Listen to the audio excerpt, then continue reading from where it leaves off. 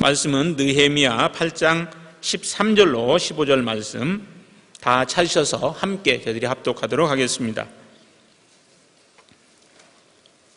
느헤미야 8장 13절로 15절 말씀입니다. 같이 함께 합독하겠습니다.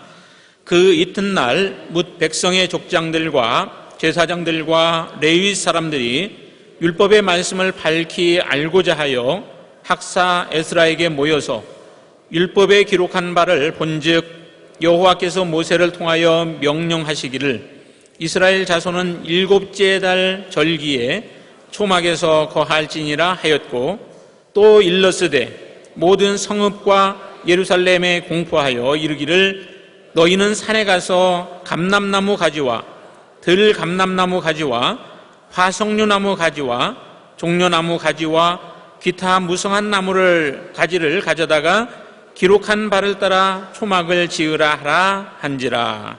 아멘. 이 시간 담임목사님 나오셔서 느헤미야 강의 13번째 느헤미야의 회복 3번째 말씀을 저희들에게 전해주시겠습니다. 네, 오늘 예배에 오신 여러분들을 주님의 사랑으로 환영합니다. 우리 옆에 계신 분하고 먼저 인사 나누겠습니다. 소망의 하나님이 소망을 견고케 하시기 바랍니다. 옆에 계신 분, 뒤에 계신 분. 제가 오늘 9시 예배에 그 전주에 있는 찬미라는 아이가 5살, 6살 정도 됐는데 예배 끝나고 인사하는데 저한테 할 얘기가 있다고 그래서 끝나고 만났습니다. 넥타이 왜 바꿨냐고. 제가 너무 미안했어요. 왜냐하면 세월호 그 사태가 일어났을 때 아이들 실종자 다 끝낼 때까지 제가 넥타이 안 바꾸겠다고 그랬다가 너무 어른들께서 왜 이렇게 우중충하게 하나만 하냐 그래서 이제 어른들 말씀 듣느라고 제가 넥타이를 바꿨는데 애가 그걸 기억하고 여기 매주 오는 게 아니라 이제 아빠랑 오늘 온 거예요. 전주에서. 그리고 저한테 넥타이 바꾸라고. 그래서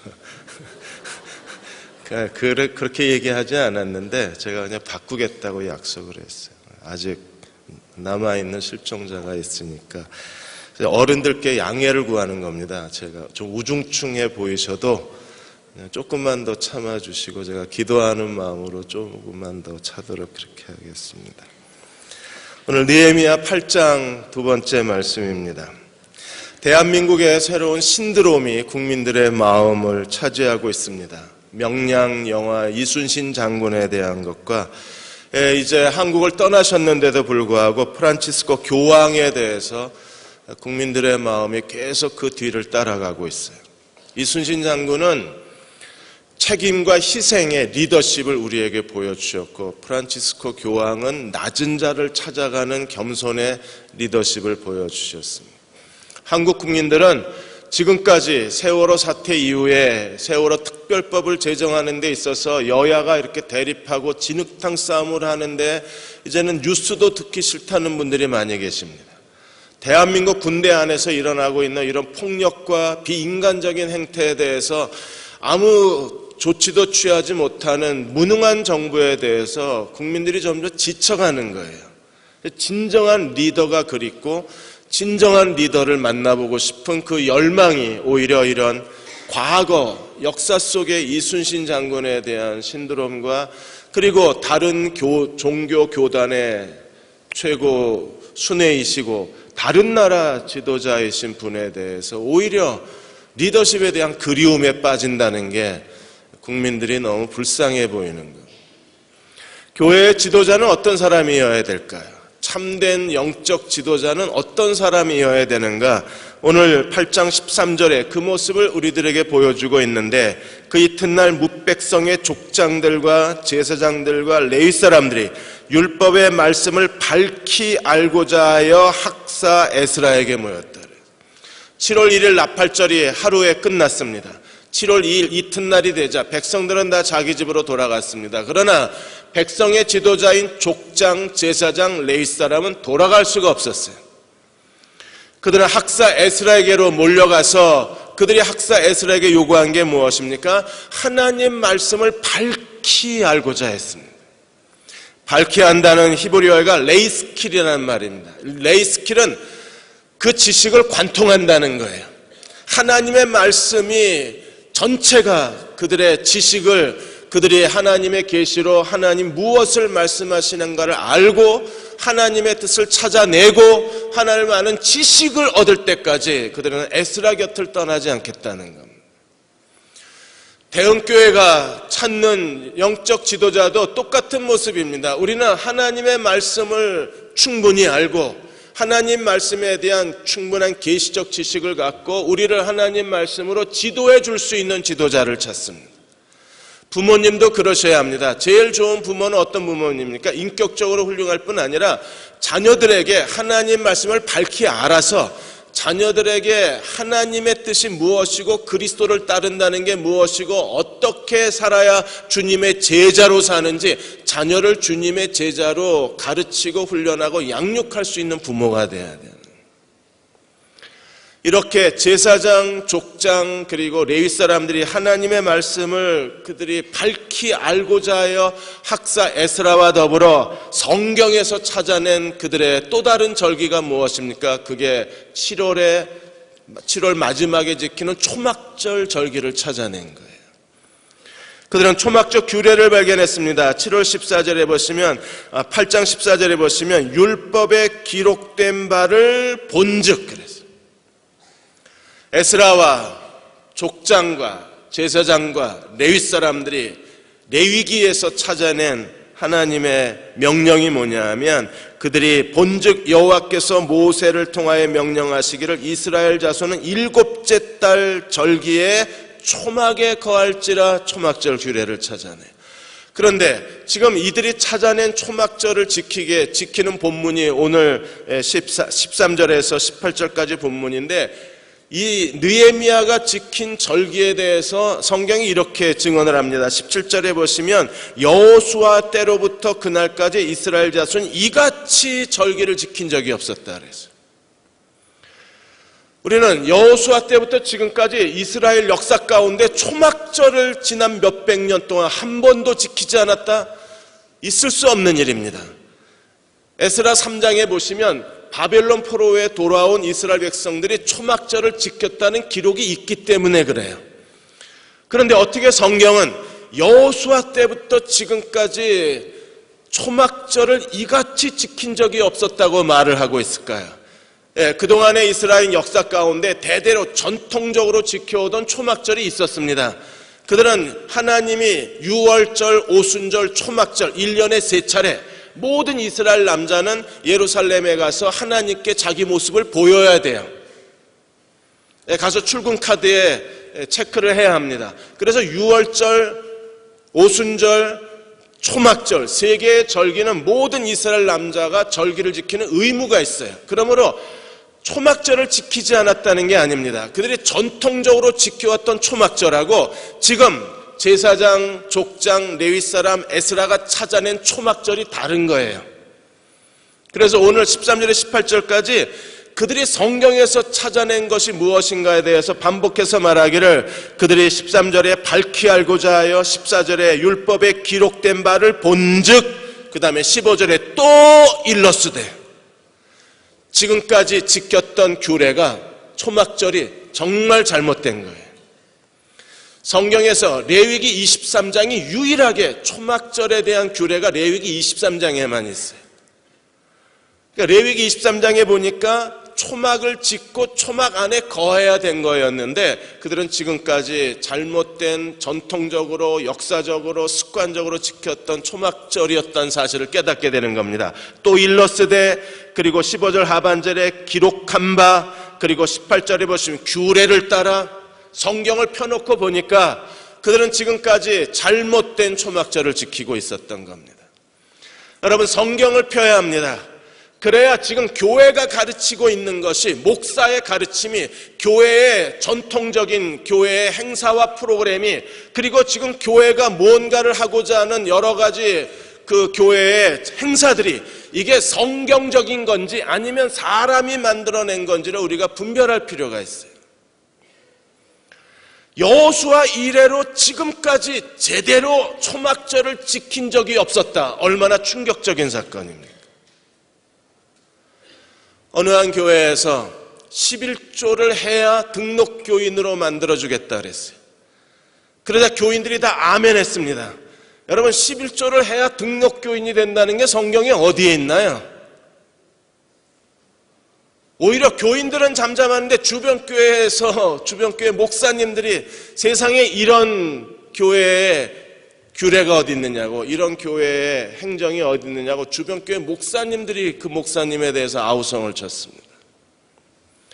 우리가 이런 일이 일어나는데 전혀 교인들은요 관심이 없는 거예요. 만일에 우리가 지금까지 예수 믿는다고 믿었는데, 교회가 이렇게 살면 된다고 해서 교회의 가르침대로 순종을 했는데, 이런 일을 해야 하나님이 기뻐하신다고 해서 이런 일을 했는데, 만일에 그게 성경에 전혀 없는 거라면 어떻게 하실까요? 또 한국의 모 교회, 큰 교회 목사님은 솔로몬의 1000번제를 예를 들면서 이렇게 교인들에게 설교했습니다. 물질을 잘 바쳐야 자녀가 잘 된다고. 교인들이 다 아멘했습니다. 여러분, 물질을 잘 바쳐야 1000번제를 지금부터 1000날 동안을 하나님께 드리는 거예요. 그러면 여러분의 자녀가 잘 될까요? 성경에 어디에 1000번제를 드리면 자녀가 잘 되게 한다는 약속이 있나요? 어떻게 우리 자녀가 잘 돼요? 우리가 하나님 말씀대로 자녀들을 양육해서 자녀들이 하나님 말씀을 묵상하고 그 가운데 기록한 대로 행하면 자녀들의 인생이 어떻게 됩니까? 시냇가에 심은 나무같이 되는 거예요. 그렇게 되면 자녀들은요, 시절을 쫓아 잎사귀가 마르지 않고, 제일 중요한 건 사람이 시들지 않는 거예요. 잎사귀가 마르지 않고 시절을 쫓아 열매를 맺고, 때에 맞는 열매를 맺는다는 거 얼마나 좋습니까? 30대 되면 알아서 결혼도 하고, 40이 될 때까지 결혼 안 하고 있지 말고, 취직할 때 취직하고, 시절을 쫓아 과실을 맺고. 하나님이 어떻게 축복하세요? 그 행사가 다 형통케 하시겠다 그러잖아요. 그게 자녀를 잘 되게 하는 거지. 근데 우리는요, 이런 목사들의 가르친 교회의 제도, 교회의 가르친 교회에서 일어나고 있는 모든 계속 매년 되풀이되는 행사에 대해서 전혀 의심이 없이 하나님을 섬긴다고 우리는 거기 참석하는 겁니다. 만일에 그게 거짓이라면 어떻게 되겠느냐는 거예요. 그러므로 우리도 하나님 말씀에서 건져내야 돼요. 교회의 모든 조직도 성경에서 찾아낸 거여야 되고, 교회가 지금 하고 있는 것도 지금 이제 작년부터 노동과 기도 수련회 하고 있는데, 여러분 이건 성경에서 건져낸 겁니다. 하나님께서 하라고 명령하신 일을 우리가 하는 거예요. 이렇게 성경이 명령한 대로 초막절을 지키자 어떤 일이 일어났나요? 17절 하반절에 이스라엘 자손이 이같이 행한 일이 없으므로 이에 크게 기뻐했다 그랬어요. 기쁨이 넘쳤습니다. 개역 한글에는요, 즐거움이 넘쳤다 그랬어요. 기쁨, 즐거움은 생산하다고 하는 아사라는 단어하고 기쁨이라고 하는 스메아 두 단어가 합쳐진 거예요. 그래서 제대로 성경대로 하나님을 섬겼더니 기쁨이 생산되기를 시작했다는 겁니다. 여러분 안에 예배를 드릴 때 기쁨이 생산이 돼야 되고, 교회의 여러 프로그램에 우리가 헌신할 때 기쁨이 넘쳐야 돼요. 왜요? 하나님 말씀이 있는 곳에 기쁨이 넘치기 때문에. 느헤미야가 뭐라 그랬습니까? 하나님을 기뻐하는 것이 너희의 힘이라고 그랬어요. 그런데 그들이 하나님 말씀대로 절기를 지키자 다시 기쁨이 넘친 겁니다. 그 기쁨이 뭐예요? 너희의 힘이 되는 거예요. 그 힘이 무엇이 되는 겁니까? 우리의 유능함이 되는 겁니다. 일본의 컨서턴트 야마모토 신지가 일근육이라는 책을 썼어요. 운동하려면 운동 근육이 발달돼야 합니다. 그런데 우리가 비즈니스를 하려면 비즈니스 근육이 발달돼야 되고, 직장인으로 성공하려면 직장인 근육이 발달돼야 된다는 거예요. 젊은 사람들이 스펙을 쌓느라고 영어 토플 시험, 토익 뭐 이런 여러 가지 자격증을 땄는데, 그러나 스펙이 그 사람의 인생을 보장해 주지 못하고, 어느 한 분야에서 그 일의 근육, 그 일을 기초부터 전문 분야까지 완전히 자기의 분야의 일에 대해서, 자기가 해야 할 일에 대해서 한 바퀴 완전히 도운 사람, 그 일에 아주 튼튼한 근육을 갖고 있는 사람, 이런 사람이 직장에서 인정받는 거고, 이런 사람이 20년, 30년이 지나도 여전히 그 분야에서 프로페셔널이 돼서 사람들에게 주목을 받는 거지, 스펙이 사람을 만드는 게 아니라는 거예요. 어떤 일을 할 때 적어도 20년 뒤에, 30년 뒤에 내가 지금 선택한 내 직업이 내 인생의 노후를 보장해 줄 수 있나, 내가 원하는 것을 얻게 해줄 수 있나, 그리고 그 일이 자기 일이 될 때까지, 자기의 전문성이 될 때까지 일의 근육을 키우라는 거예요. 여러분, 그리스도인은요, 성경 근육이 발달돼야 합니다. 성경 근육이 강하고 튼튼해야 돼요. 여러분의 영성의 복근에 시스팩이 만들어져야 됩니다. 하나님 말씀을 잘 알고, 하나님 말씀 속에서 우리가 필요한 교회 조직을 찾아내고, 삶의 아이디어를 찾아내고, 비즈니스의 새로운 분야를 개척해내고, 자녀지들을 어떻게 해야 되는지 성경에서 찾아낸 부모의 역할과 책임을 우리가 다하고, 자녀는 이렇게 지도해야 되겠다는 것을 하나님 말씀에서 건져낸 사람들이 이 땅에 살아가는 동안에, 그들이 기쁨이 충만한 사람들이요, 그들이 하나님이 함께 하시는 힘이 넘치는 사람이 될 수 있는 거예요. 그러므로 사랑하는 여러분, 하나님 말씀으로 돌아갑시다. 에스라를 보십시오. 그런 나팔절을 선언하고 새벽 미명에서부터 정오에 이르기까지 백성들 앞에 레위인과 더불어 하나님 말씀을 낭독하고, 레위인은 그룹 찾아다니면서 하나님 말씀을 해석해 주었어요. 하나님 말씀이 선포되었을 때 어떤 일이 벌어졌나요? 그들은요, 하나님 말씀 앞에서 백성들이 통곡을 했다 그랬습니다. 드라마를 보면서 우는 사람이 설교를 듣고 울지는 않습니다. 영화를 보면서 우는 사람들이 혼자 성경을 읽다가 하나님 앞에 그 말씀의 권위, 말씀의 은혜, 그 하나님 말씀이 날선 검처럼 우리의 자아와 육신에 속한 우리의 교만과 우리의 숨겨진 죄를 날카롭게 파헤쳐서 어찌할꼬 회개하며 하나님 앞에 눈물 흘리는 사람들이 우리 가운데 몇이나 되겠어요. 그리고 학사 에스라는요, 족장과 제사장과 레위 사람과 다시 성경을 펴고 하나님 말씀을 연구하다가, 그리고 초막절을 꺼내놓은 거예요. 초막절을 꺼내놓고 학사 에스라는 어떻게 했습니까? 18절에 보시면 에스라는 첫날부터 끝날까지 날마다 하나님의 율법책을 낭독했다 그랬어요. 그리고 9장에 넘어가면 학사 에스라는 여전히 하나님 말씀을 낭독하고 하나님 말씀을 가르칩니다. 하나님께서 우리 가운데 이런 일을 하셔야 되는 거예요. 성경이 어느 사이에 우리는요, 하나님 말씀이 숨겨져 버렸어요. 하나님 말씀을 함부로 대합니다. 하나님 말씀을 소중히 여기지 않는 거예요. 학사 에스라는 제사장들이 숨겨놓은 성경을 꺼내놓고 그들로 하여금 하나님 말씀 앞에 온 백성을 서게 만들어준 겁니다. 여러분, 진정한 영적 부흥과 개혁과 성장과 변화는요, 말씀으로만 가능한 거예요. 한국교회가 변화되어져야 합니다. 어떻게 한국교회가 개혁되고 변화되어질 수 있을까요? 다시 하나님 말씀으로 돌아가야 돼요. 우리는 정말 변화된 사람이 되고 싶습니다. 그리고 내가 원하는 내 인생을 살고 싶습니다. 내가 내 자신에 대해서 진실하고 싶습니다. 내가 나에 대해서 진실하려면 어떻게 해야 할까요? 나에게 그런 능력이 있나요? 내가 그것이 가능할까요? 아니요, 불가능합니다. 어디로 돌아가야 되나요? 하나님 말씀으로 돌아가야 합니다. 그리고 말씀을 펴고 말씀을 읽고 말씀을 깨닫고 그 말씀 가운데 순종하는 사람이 될 때에, 그때 하나님께서 우리에게 새로운 일을 도전해내실 수 있는 거예요. 가정도, 교회도, 이 나라도, 사회도 결국 교회가 하나님 말씀으로 변화되면 변화된 교회가 이 세상을 바꾸어낼 수 있는 겁니다.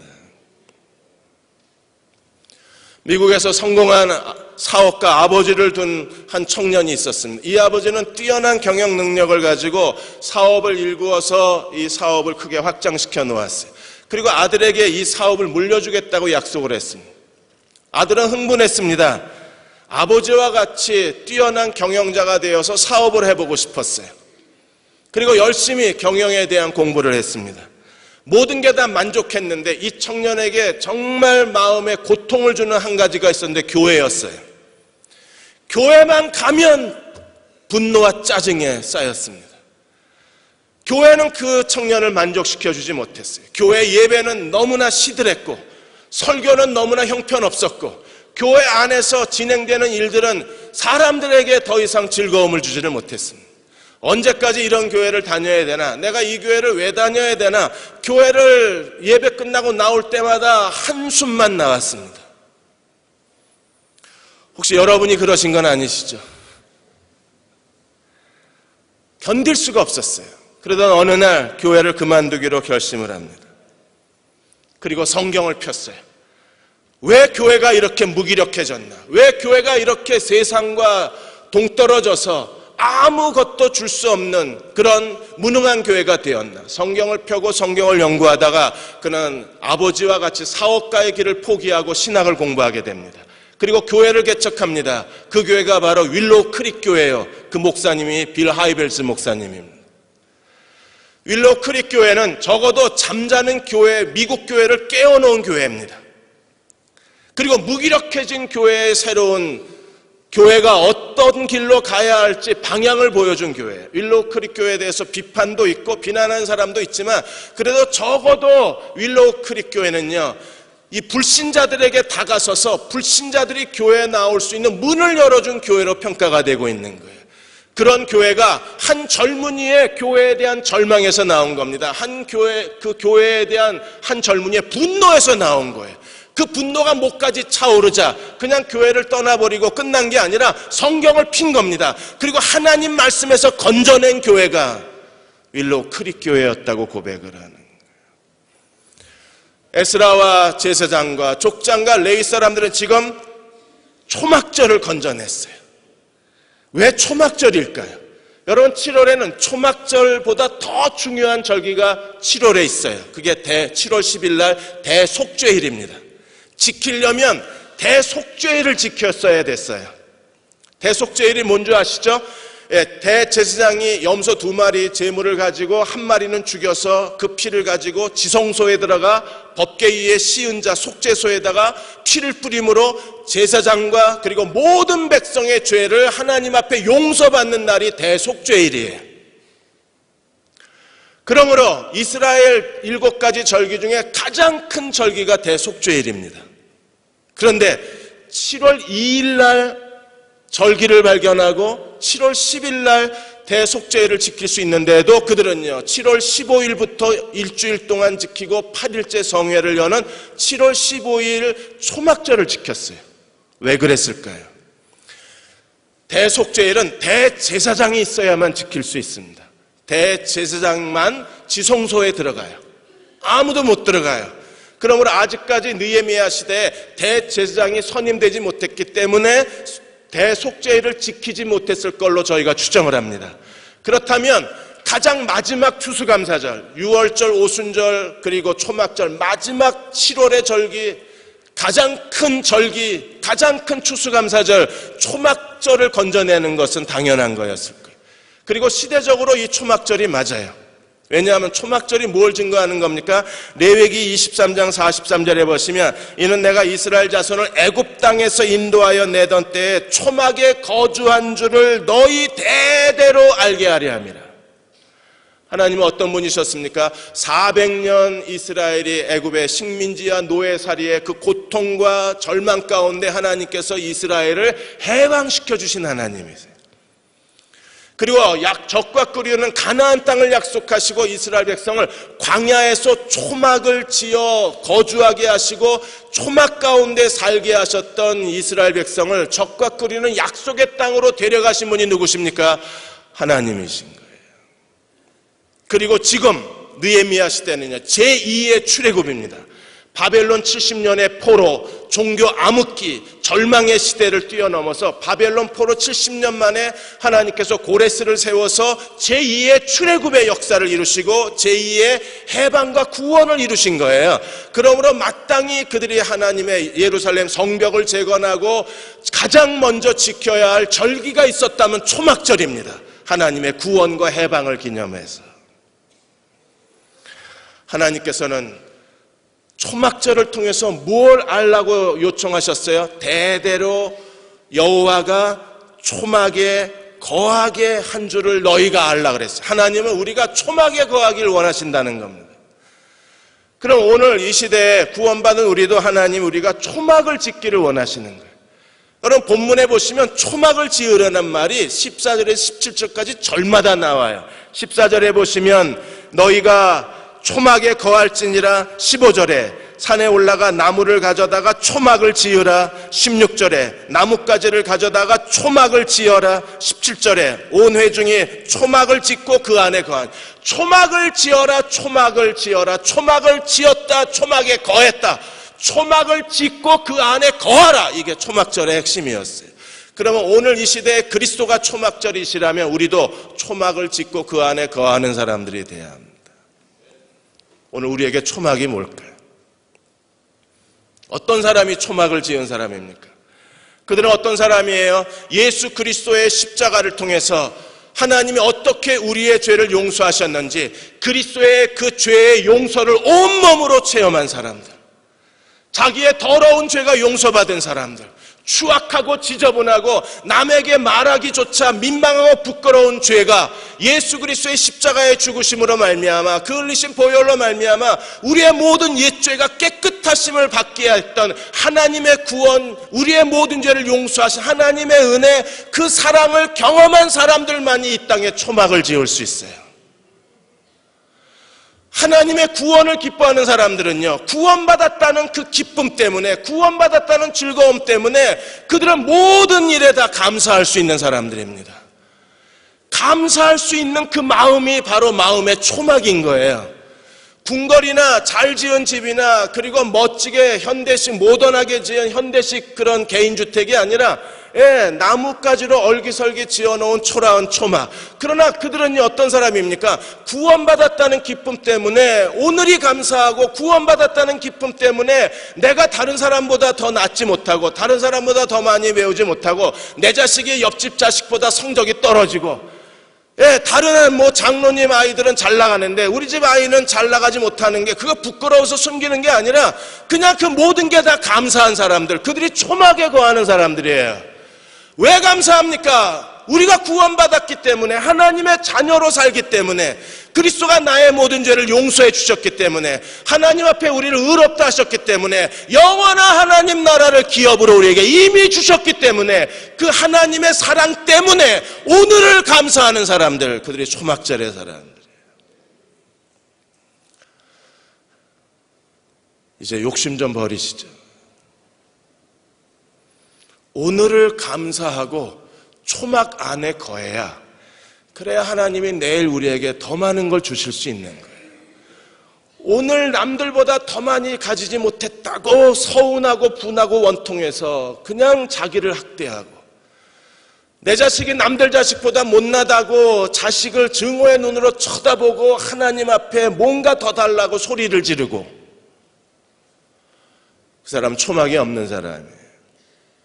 초막절은 추수감사절이고 초막절은 구원과 해방을 기념하는 날이기 때문에 하나님의 그 사랑을 온몸으로 체험하고 그리스도의 십자가 앞에 무릎 꿇은 사람들은요, 오늘을 감사하고 살아요.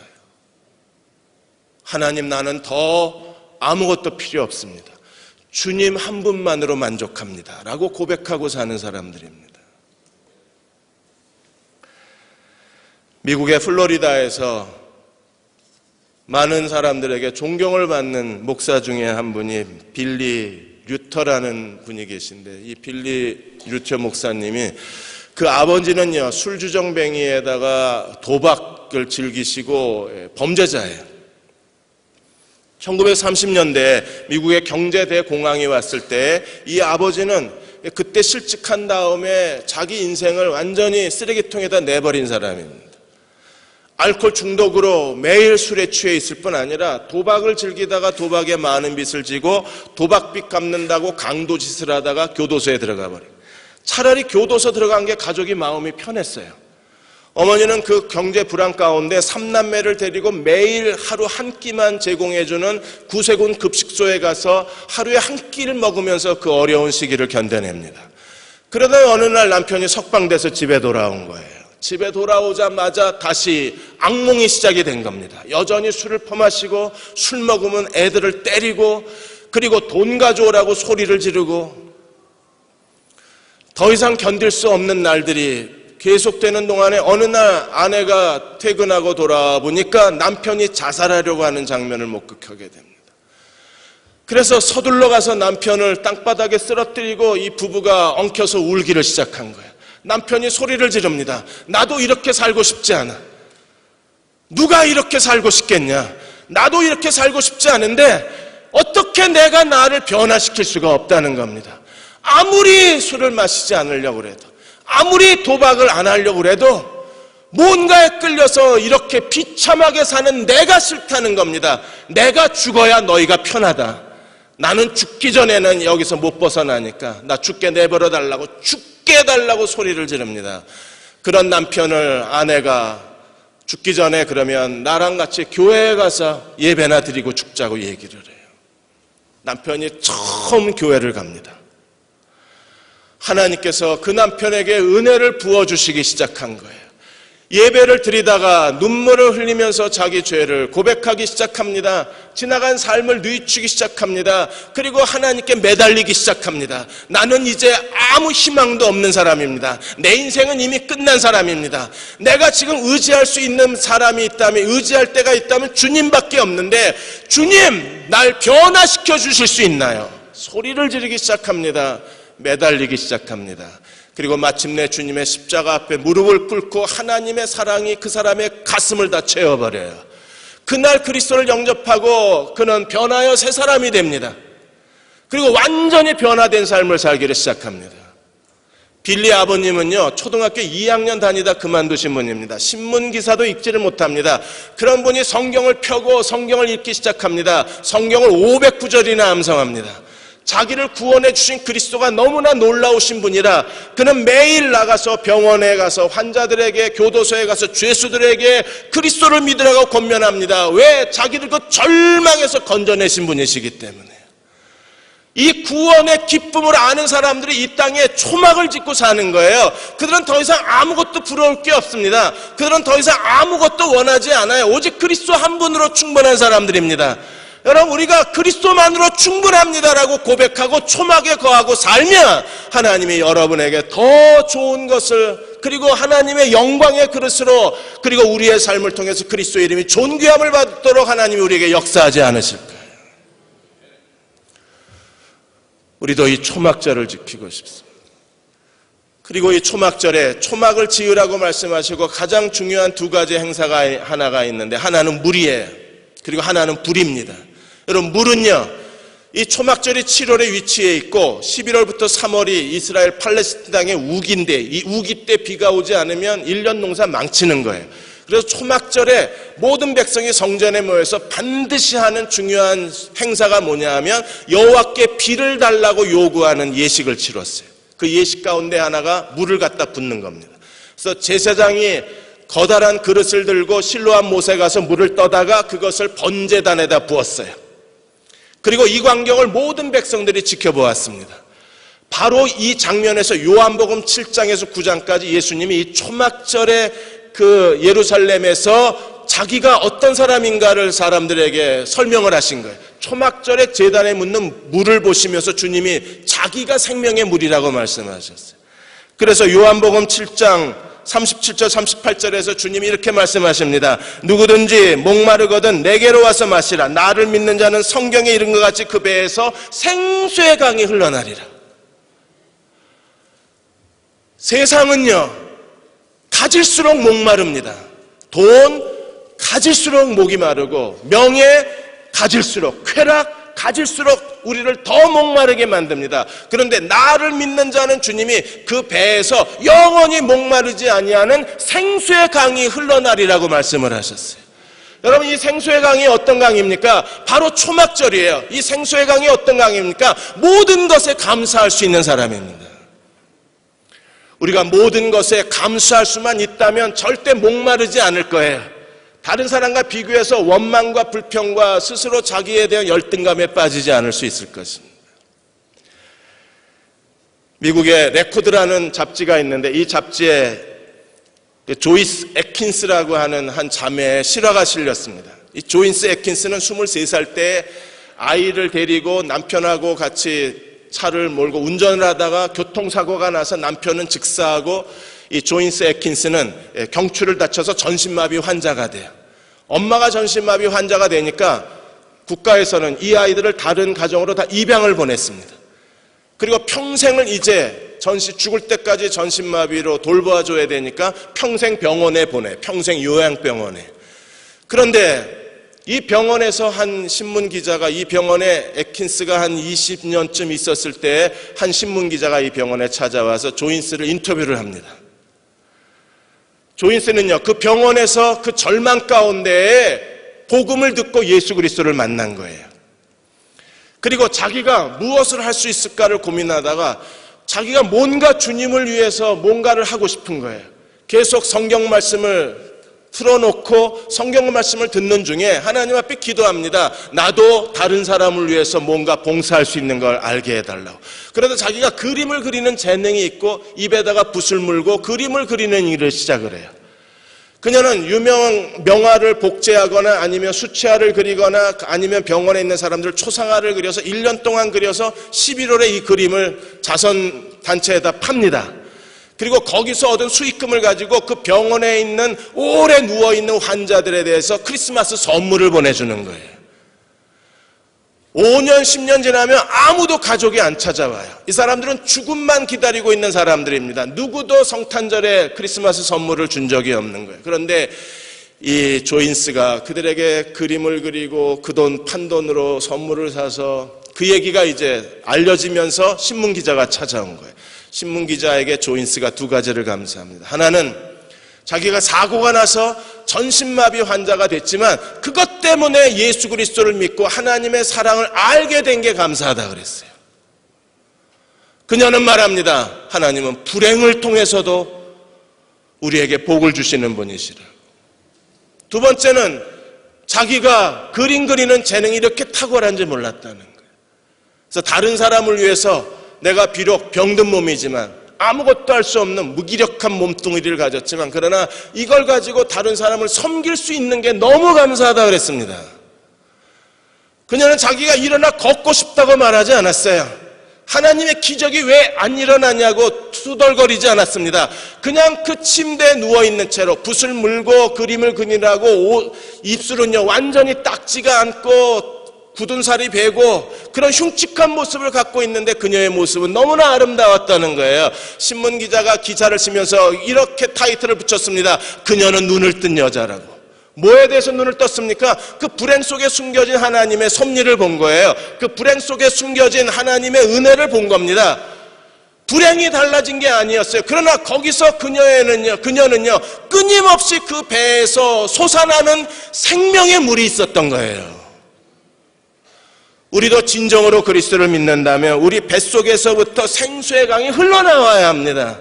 그럼 어디에 있든지 하나님이 우리를 어디로 데려가시든지 감사할 수 있는 사람이에요. 그들 곁에 있는 것만으로도 우리는요 생수의 강이 우리까지 흘러 들어오는 걸 경험할 수 있잖아요. 초막절의 두 번째 예식은요 불입니다.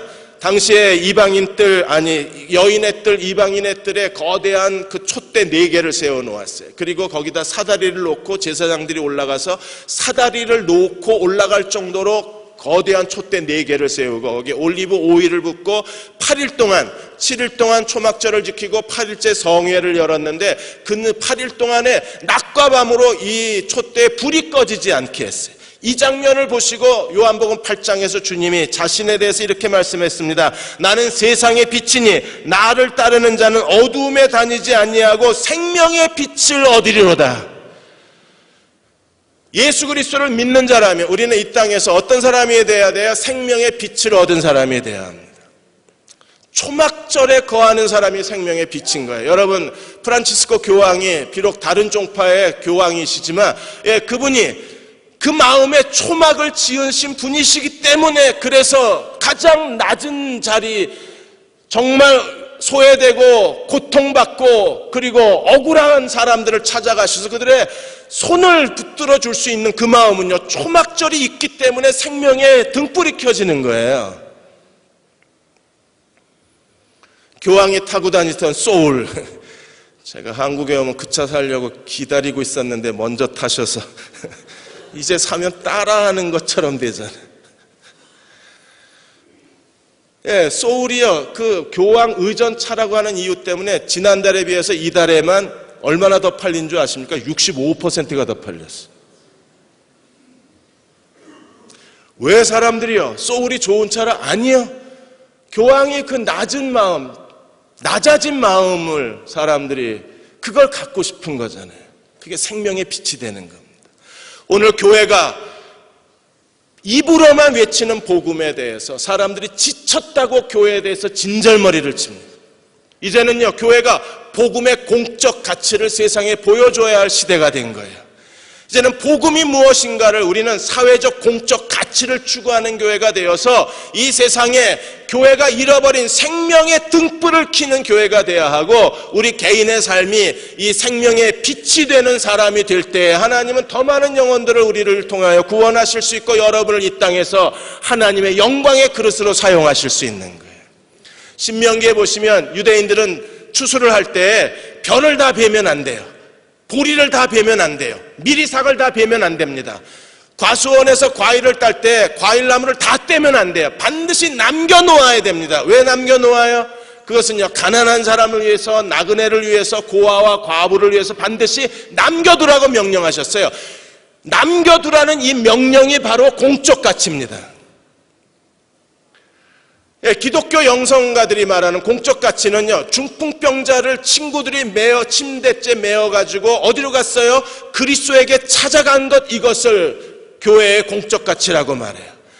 이 세상은요, 중풍병자입니다. 자기 힘으로 움직일 수 없습니다. 자기 힘으로 생존이 불가능합니다. 그런 세상을 우리가 침대째 메어가지고 그리스도에게로 데려가는 교회, 그 교회가 공적 가치를 추구하는 교회예요. 그러한 교회를 통해서 하나님은 세상에 그리스도가 빛이시라는 걸 증거하게 될 것이고, 여러분의 등불은 점점 더 크게 타올라서 많은 사람들에게 진정한 기쁨과 감동을 전해줄 수 있을 거예요.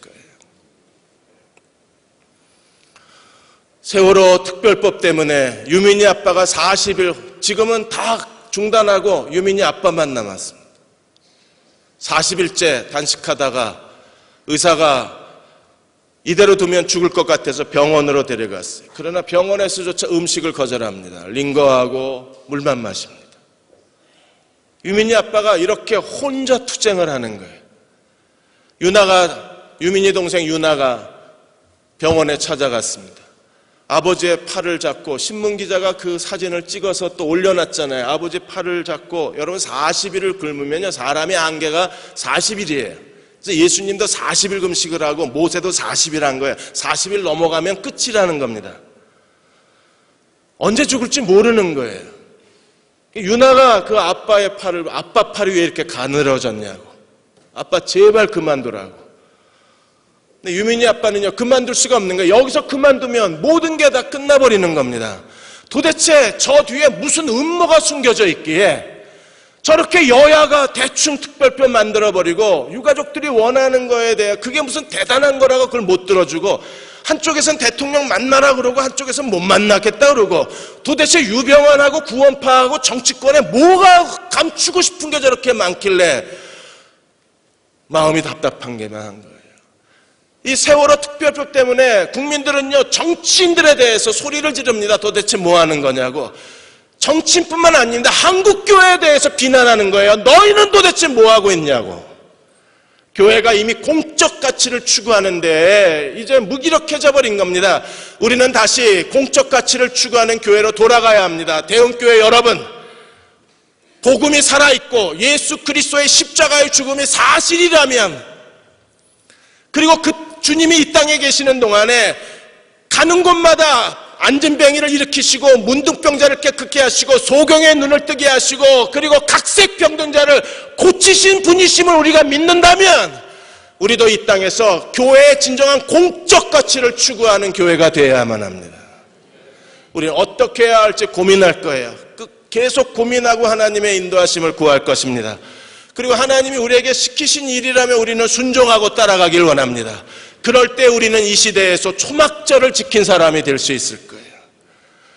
초막절을 지킴으로 하나님을 크게 기뻐하고 하나님을 기뻐함으로 하나님께서 힘을 더하여 주시는 사랑하는 대흥교회 여러분들이 되시기를 주의 이름으로 축원합니다. 주 안의 기쁨 누림으로 마음의 풍랑이 잔잔하니 세상과 나는 간 곳 없고 구속한 주만 보이도다. 주님만 보이게 해 주옵소서. 모든 염려, 불안, 많은 생각들 다 이 시간 그리스도의 십자가 밑에 내려놓게 해주시고 주님만 바라보게 하여 주옵소서. 주님이 내 안에 계시니 나는 충분합니다. 나와 함께 계시니 나는 기쁩니다. 주님이 나의 구세주와 내 삶의 주인이시니 나는 주님을 찬양할 수밖에 없습니다. 오늘을 감사하고 주님을 따라가는 초막절의 사람들 되게 하여 주옵소서. 지금은 우리를 죄에서 구원하신 우리 주 예수 그리스도의 은혜와 하나님 아버지의 크신 사랑하심과 성령의 인도하시고 도우시는 은혜가 오늘 함께 주일 예배 드리고 돌아가는 모든 교우와 가정과 그리고 자녀들과 이 민족과 이 땅의 모든 교회와 아직도 실종자를 찾지 못해 절망 가운데 기다리고 있는 세월호 가족들 위해 지금부터 영원히 함께 하시기를 간절히 축원하옵나이다. 아멘.